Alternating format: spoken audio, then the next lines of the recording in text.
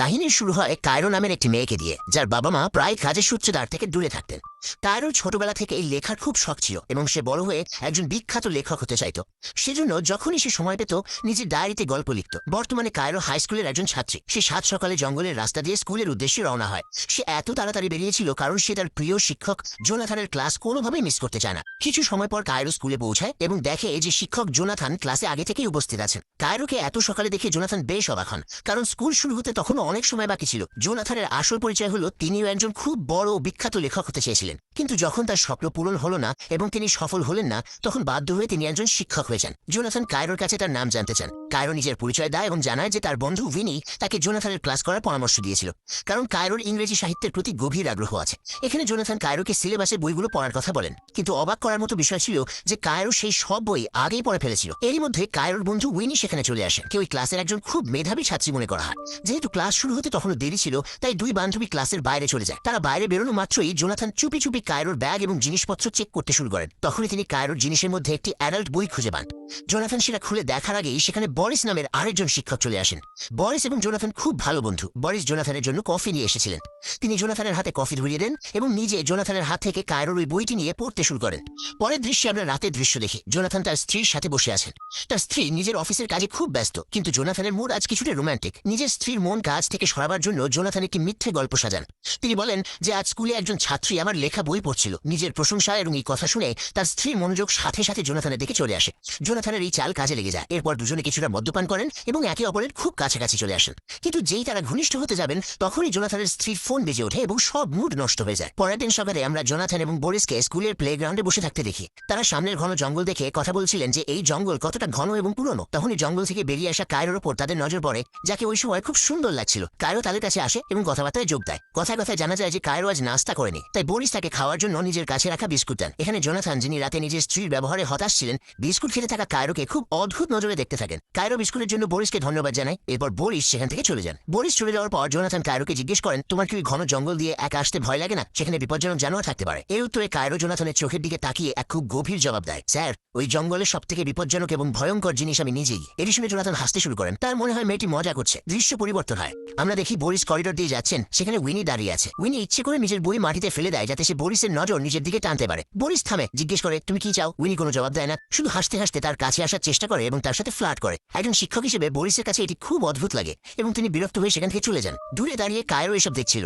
Boris যেতেই সে উইনির কাছে আসে এবং রাগের মাথায় বলে, তুমি কি পাগল হয়ে গেছো? উনি তোমার শিক্ষক, তুমি ওনার সাথে এসব কেন করছো? উইনি পাল্টে বলে, ও তাহলে তোমার হিংসে হচ্ছে, তাই তুমি আমাকে লেকচার দিচ্ছ? কায়রো জবাব দেয়, আমি হিংসে করছি না, শুধু তোমার সাহস দেখে অবাক হচ্ছি। স্কুলের পর বাড়ি যাওয়ার সময় উইনি কায়রোকে বোঝায় যে কায়রো, তুমি খুব সুন্দর, কিন্তু তুমি কখনোই নিজেকে আকর্ষণীয় দেখানোর চেষ্টা করনি। কায়রো বলে যে তার এসব নাটকে কোনো আগ্রহ নেই। তখন উইনি তার আসল পরিকল্পনা জানায়। সে বলে, আমার বরিসকে খুব পছন্দ এবং আমি ওনার সাথে অ্যাফেয়ার করতে চাই। কায়রো তার কথায় বিরক্ত হয় এবং বলে, আমাকে এসবের মধ্যে কেন না, আমি নিজের কলেজের অ্যাডমিশনের একটা প্রশ্ন নিয়ে চিন্তিত। আমাকে আমার জীবনের সব থেকে বড় অ্যাচিভমেন্ট নিয়ে একটি প্রবন্ধ লিখতে হবে এবং আমার কাছে লেখার মতো কিছুই নেই। তখন উইনি একটি বিপজ্জনক আইডিয়া দেয়। সে বলে, কেন তুমি জোনাথানের সাথে একটি অ্যাফেয়ার শুরু করছো না এবং তারপর সেই অভিজ্ঞতার উপর ভিত্তি করে নিজের গল্প লেখো? এটাই হবে তোমার জীবনের সব থেকে বড় সাফল্য। কায়রো বলে, পাগল নাকি? জোনাথান আমার থেকে 20 বছরের বড়। উইনি বোঝায় যে আজকাল এসব স্বাভাবিক। সে জোনাথানের এত প্রশংসা করে যে কায়রোরও ধীরে ধীরে আইডিয়াটা মনে ধরে যায়। সে রাতে জোনাথানের লেখা বইগুলো পড়া শুরু করে যাতে তাকে ইমপ্রেস করতে পারে। পরের দিন ক্লাসে কায়রো ক্রমাগত জোনাথানের দিকে তাকিয়ে থাকে। জোনাথান এটি লক্ষ্য করেন এবং তার কাছে এসে নিচু স্বরে বলেন, ক্লাসের পর আমার সাথে দেখা করো। ক্লাস শেষ হওয়ার পর জোনাথান কায়রোর অপেক্ষা করছিলেন। তখনই বরিস চলে আসে। বরিস মজা করে বলেন,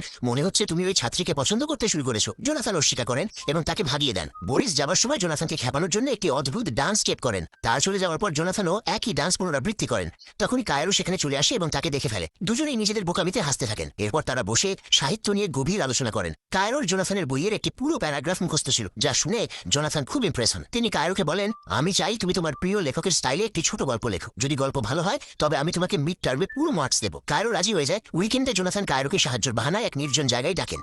সেখানে একজন কবি নিজের কবিতা শোনাচ্ছিলেন। জোনাথান কবিতায় মগ্ন ছিলেন, কিন্তু কায়রোর নজর শুধু জোনাথানের উপর টিকে ছিল। ওই রাতেই জোনাথান তার স্ত্রী এবং বরিসের সাথে ডিনারে যান। কাকতালীয়ভাবে উইনি ওই রেস্টুরেন্টেই ওয়েটারের কাজ করত। উইনিকে সেখানে দেখে জোনাথানের সন্দেহ হয়। তিনি জিজ্ঞেস করেন, এটি কি সেই মেয়ে যার কথা তুমি বলছিলে? জোনাথান বলেন, না, ও তো কায়রো। পর জোনাথান তার স্ত্রীর সামনে কায়রোর খুব প্রশংসা করতে শুরু করেন। নিজের স্বামীর মুখে অন্য মেয়ের প্রশংসা শুনে স্ত্রীর খুব রাগ হয়, তাই তিনি এখানে বরিসের সামনে জোনাথানের নিন্দা করতে শুরু করেন। পরের দিন জোনাথান এবং বরিস মাঠে বসেছিলেন। কায়রো জঙ্গল থেকে কফি নিয়ে আসে এবং জোনাথান ও বরিসকে দেয়। সে বরিসের বিস্কুট স্কুলের খুব প্রশংসা করে। এরপর বরিস সেখান থেকে চলে যান যাতে এই দুজনে কথা বলতে পারে। এখন কায়রো এবং জোনাথন এখানে বসে কথা বলতে শুরু করেন। তারা একে অপরের সাথে খুব ভালো ব্যবহার করে। কিছু সময় পর জোনাথন তার স্ত্রীর মেসেজ পান যে তারা বাইরে যাচ্ছেন। তারপর জোনাথন ক্লাসে আসেন, যেখানে কায়রো তাকে তার প্রিয় লেখক সম্পর্কে জানায়, যার শৈলীতে কায়রোর গল্প লেখা হবে। এদিকে ক্লাসে কায়রো জোনাথনকে নিজের অঙ্গভঙ্গিতে প্রলুব্ধ করার চেষ্টা করে, কিন্তু জোনাথন ঘাবড়ে গিয়ে দ্রুত বাড়িতে চলে যান। তখনই উইনি ক্লাসে আসে। সে জোনাথনের টেবিলের ওপর চড়ে বসে এবং কায়রোকে খেপাতে থাকে। এরই মধ্যে বরিস সেখানে আসেন। উইনি আবার ফ্লার্ট করা শুরু করে এবং সুযোগ বুঝে বরিসের মোবাইল চুরি করে নিজের কাপড়ের মধ্যে লুকিয়ে ফেলে এবং তাকে সেটি বের করার চ্যালেঞ্জ দেয়। এই গোলমালের মধ্যে কায়রো দেখে যে তার মোবাইলটিও সেখানে নেই। পরের দৃশ্যে আমরা দেখি জোনাথনের বাইরে যাওয়া বাতিল হয়ে গেছে, কারণ তার স্ত্রী খুব ব্যস্ত ছিলেন। এখানে জোনাথনের কাছে কায়রোর কল আসে। আসলে জোনাথন ভুল করে কায়রোর ফোন নিজের সাথে নিয়ে গিয়েছিলেন। সন্ধ্যায় জোনাথন যখন এটি জানতে পারেন, তখন তিনি ফোন ফেরত দিতে কায়রোর বাড়ি যান। তিনি পৌঁছানো মাত্রই জোরে বৃষ্টি শুরু হয়ে যায়, কিন্তু এরই মধ্যে কায়রো একটি সুন্দর ড্রেস পরে নিজের বাড়ি থেকে বাইরে আসে এবং সে জোনাথনকে ভেতরে আসার জন্য বলে, কিন্তু জোনাথনের জন্য প্রস্তুত ছিলেন না। তাই কায়রো বাইরে আসে এবং জোনাথনের খুব কাছে এসে তাকে চুমু খায়। এই মুহূর্তের পর জোনাথন পুরোপুরি কায়রোর প্রেমে পাগল হয়ে যান। এখন তিনি সবসময় শুধু তারই ভাবনায় ডুবে থাকেন। একদিন যখন তিনি তার স্ত্রীর সাথে বসেছিলেন, তার স্ত্রী তাকে বলেন যে তোমার কারণে আমি কাজ করতে পারছি না। জোনাথন তার স্ত্রীর কথায় বিরক্ত হয়ে নিজের কেবিনে যান এবং নিজের ইমেল চেক করেন। সেখানে তিনি কায়রোর পাঠানো অ্যাসাইনমেন্টটি পান। যখন তিনি ওই গল্পটি পড়েন, তখন তার হোঁশ উড়ে যায়। এটি ছিল একজন শিক্ষক এবং একজন ছাত্রী সম্পর্কে একটি অ্যাডাল্ট স্টোরি, যা ঠিক কায়রো এবং জোনাথনের মতো ছিল। গল্পটি জোনাথনের খুব পছন্দ হয়, কিন্তু তিনি ভয়ও পেয়ে যান। পরের দিন সকালে স্কুলে জোনাথনের ব্যবহার পুরোপুরি বদলে যায়।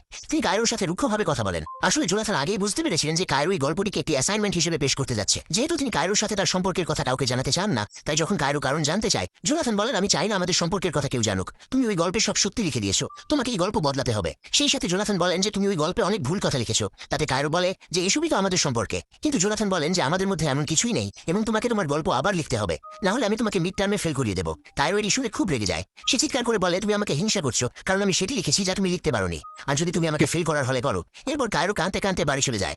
বাড়ি গিয়ে কায়রো উইনির সাথে মদ্যপান করে। পর দৃশ্য বদলায় এবং আমরা জোনাথনকে দেখি। জোনাথন ডিপ্রেশনে আসেন এবং খুব দুঃখী ও চিন্তিত। তার স্ত্রী তাকে জিজ্ঞেস করেন কি হয়েছে। নিজের স্ত্রীর সাথে ঘনিষ্ঠতা বাড়ানোর জন্য তিনি তাকে কায়রোর লেখা ওই অ্যাডাল্ট স্টোরিটি পড়তে দেন। সেটি পড়া মাত্রই তার স্ত্রীও রোম্যান্টিক হয়ে যান এবং জোনাথনের কাছে আসেন, কিন্তু তখনই সেখানে বরিস এসে হাজির হন, যার কারণে তাদের রোমাঞ্চ অধরা থেকে যায়। এদিকে কায়রো তার প্রতিশোধ নেওয়ার সিদ্ধান্ত নেয়। সে উইনিকে বলে যে এখন জোনাথনের উপর আমার আর কোনো আগ্রহ নেই। তারপর কায়রো উইনিকে বলে বরিসকে মেসেজ করতে। এরপর উইনি মেসেজ করে বরিসকে বিরক্ত করতে শুরু করে, কিন্তু উইনির কথায় তার কোনো প্রভাব পড়ে না। কায়রো নিজের এবং উইনির একটি ভালো ছবি বরিসকে পাঠায়। এসব দেখে বরিস বুঝতে পারেন যে কিছু গোলমাল আছে এবং তিনি জোনাথনের বাড়ি থেকে বেরিয়ে যান। কিছু সময় পর জোনাথনের স্ত্রীর কাছে স্কুল থেকে একটি ফোন আসে। তখন তিনি জোনাথন এবং কায়রোর সম্পর্কের কথা জানতে পারেন। বাড়িতে প্রচন্ড ঝগড়া হয়।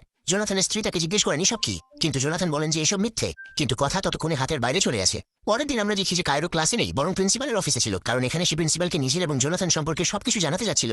এখানে কায়রো জোনাথনের সব সত্যি কথা বলে দেয় এবং এরপর যখন জোনাথনকে এ ব্যাপারে জিজ্ঞেস করা হয়, তার কাছে কোনো জবাব ছিল না, যার ফলে জোনাথনকে স্কুল থেকে বের করে দেওয়া হয়। স্কুলের বাইরে বরিস তাকে পেয়ে বোঝান, তোমার নিজের সীমা অতিক্রম করা উচিত হয়নি। সীমা অতিক্রম করার কারণেই আজ তুমি এখানে বসে আছো। একজন ছাত্রীর সাথে সম্পর্ক রেখে তুমি নিজের জীবন বরবাদ করলে। রাতে জোনাথন বাড়ি পৌঁছান এবং নিজের স্ত্রীকে জানান যে তাকে চাকরি থেকে বের করে দেওয়া হয়েছে। স্ত্রী এখন বিশ্বাস করে নেন যে অ্যাফেয়ারের কথা সত্যি ছিল এবং তিনি জোনাথনকে কায়রোর সাথে তার সম্পর্কের বিষয়ে জিজ্ঞেস করেন, কিন্তু এখানেও জোনাথন কিছু বলেন না এবং বলেন যে সবাই যা ভাবছে তেমন কিছুই নেই। এই কারণে তাদের দুজনের মধ্যে ঝগড়া হয় এবং জোনাথনের স্ত্রী তাকে ডিভোর্সের হুমকি দিয়ে সেখান থেকে চলে যান। জোনাথন এখন পুরোপুরি একা এবং ধ্বংস হয়ে গেছেন।